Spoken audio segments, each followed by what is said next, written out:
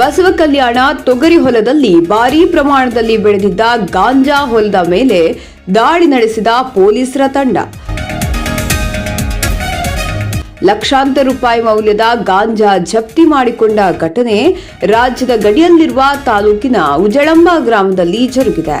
ಉಜಳಂಬ ಗ್ರಾಮದ ವ್ಯಾಪ್ತಿಯಲ್ಲಿ ಬರುವ ಸರ್ವೆ ನಂಬರ್ 425ರಲ್ಲಿಯ ಜಮೀನಿನಲ್ಲಿ ತೊಗರಿ ಬೆಳೆ ಮಧ್ಯೆ ರಾಜಾರೋಷವಾಗಿ ಗಾಂಜಾ ಬೆಳೆಯಲಾಗಿದೆ ಎನ್ನುವ ಖಚಿತ ಮಾಹಿತಿ ಮೇರೆಗೆ ಹುಮನಾಬಾದ್ನ ಡಿವೈಎಸ್ಪಿ ಜೆಎಸ್ ನ್ಯಾಮಗೌಡರ್ ನೇತೃತ್ವದ ಪೊಲೀಸರ ತಂಡ 70 ಲಕ್ಷ ರೂಪಾಯಿ ಮೌಲ್ಯದ 350 ಕೆಜಿ ಮಾಡಿಕೊಳ್ಳುವಲ್ಲಿ ಯಶಸ್ವಿಯಾಗಿದ್ದಾರೆ.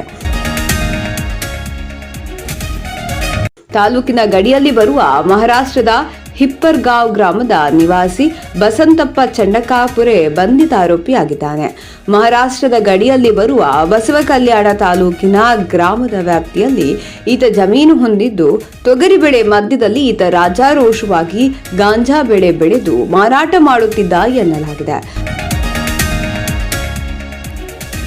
ಪೊಲೀಸ್ ಕಾರ್ಯಾಚರಣೆಯಲ್ಲಿ ಸಿಪಿಐ ಕೃಷ್ಣಕುಮಾರ್ ಪಾಟೀಲ್, ಪಿಎಸ್ಐ ಸುವರ್ಣಮಲ್ಲ ಶೆಟ್ಟಿ ಸೇರಿದಂತೆ ಅಧಿಕಾರಿಗಳು ಹಾಗೂ ಸಿಬ್ಬಂದಿಗಳು ಉಪಸ್ಥಿತರಿದ್ದರು. ಈ ಕುರಿತು ಮಂಠಾಳ ಪೊಲೀಸ್ ಠಾಣೆಯಲ್ಲಿ ಪ್ರಕರಣ ದಾಖಲಾಗಿದ್ದು ತನಿಖೆ ಮುಂದುವರೆದಿದೆ. ಘಟನೆ ಬಗ್ಗೆ ಮಾಹಿತಿ ತಿಳಿಯುತ್ತಿದ್ದಂತೆ ಸ್ಥಳಕ್ಕೆ ಧಾವಿಸಿದ ಜಿಲ್ಲಾ ಪೊಲೀಸ್ ವರಿಷ್ಠಾಧಿಕಾರಿ ಪ್ರದೀಪ್ ಗುಂಟಿ ಪರಿಶೀಲಿಸಿ ಕಠಿಣ ಕ್ರಮಕ್ಕಾಗಿ ಸೂಚಿಸಿದರು. ಸುಪ್ರಭಾತ ನ್ಯೂಸ್, ಉಜಳಂಬ. ಇವತ್ತು ನಮ್ಮ ಮಂಠಾಳ PSIಗೆ ಮಾಹಿತಿ ಬರುತ್ತದೆ. ಕರ್ನಾಟಕ ಮಹಾರಾಷ್ಟ್ರ ಗಡಿ ಭಾಗದಲ್ಲಿರುವ ಉಜಲಾಂಬ ವಿಲೇಜ್ಗೆ ಸೇರಿದ ಒಂದು ಹೊಲದಲ್ಲಿ ಗಾಂಜಾ ಬೆಳೆಸ್ತಾ ಇದ್ದಾರೆ ಅಂತ ಮಾಹಿತಿ ಸಿಕ್ಕಿದಾಗ ಡಿವೈಎಸ್ಪಿ ಹಾಗೂ ಇನ್ಸ್ಪೆಕ್ಟರ್ ಇವರ ನೇತೃತ್ವದಲ್ಲಿ ತಂಡ ಹೋಗಿ ಹೊಲದಲ್ಲಿ ಚೆಕ್ ಮಾಡಿದ್ದಾಗ ನಿಜವಾಗಲೂ ಗಾಂಜಾ ಗಿಡಗಳನ್ನು ನಡೆದಿದ್ದು ಸುಮಾರು 6 ಫೀಟ್ ಉದ್ದಕ್ಕೆ ಬೆಳೆದಿದ್ದು ಗೊತ್ತಾಗಿರುತ್ತದೆ.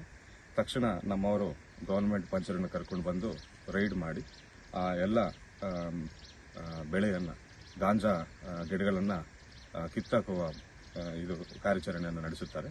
ಸುಮಾರು ಈಗಾಗಲೇ ಒಂದು 700 ಗಿಡಗಳನ್ನು ಕಿತ್ತಾಕಿರುತ್ತಾರೆ. ಸೊ ನಾನು ಕೂಡ ಬಂದು ಇವತ್ತು ಅದರಲ್ಲಿ ಭಾಗಿಯಾಗಿ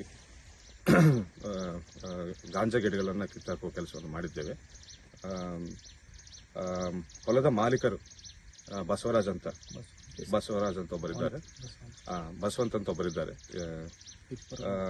ಈ ಹೊಲದ ಸರ್ವೆ ನಂಬರ್ ನಮ್ಮ ಕರ್ನಾಟಕ ಬಾರ್ಡರ್ಗೆ ಬರ್ತಾ ಇದೆ. ಬಟ್ ಆ ಹೊಲದ ಯಜಮಾನರು ಮಾತ್ರ ಮಹಾರಾಷ್ಟ್ರದವರಾಗಿರುತ್ತಾರೆ.